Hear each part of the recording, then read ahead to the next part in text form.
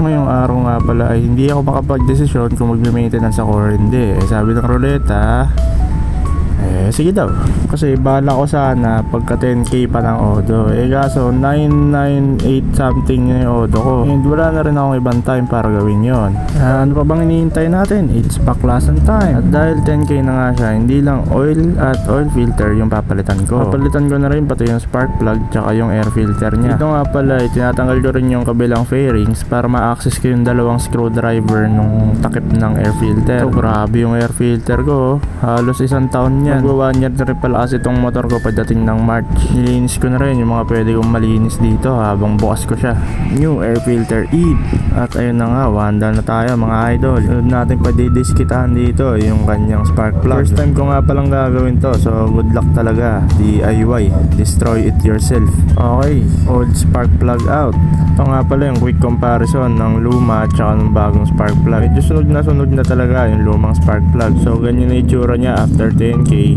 Tapos daily use. Tapos medyo aggressive din naman ako mag-drive.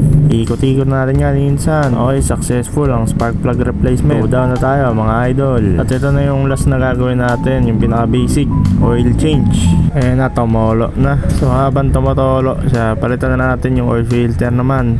Old oil filter out, new oil filter in. Syempre bago natin salinan ng bagong oil, make sure natin na okay na yung takip sa ilalim. This time nga pala gagamit ako ng bagong oil. Ito yung Petron BR600. At ito na nga yung one of the satisfying moments kapag nag-oil change, yung pagbuhos ng bagong oil. And ayun na nga, tapos na rin ang ating oil change. So all goods na tayo.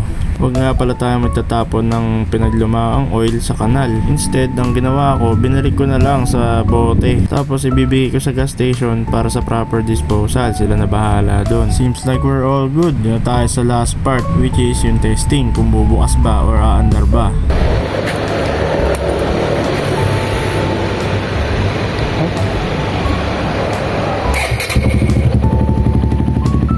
Go, buhay ang bata. So kung nakaabot ka sa dulo ng video na to, thank you very much sa panonood at sa suporta. This is Aaron na laging nagsasabi, ride safe, stay safe. Goodbye.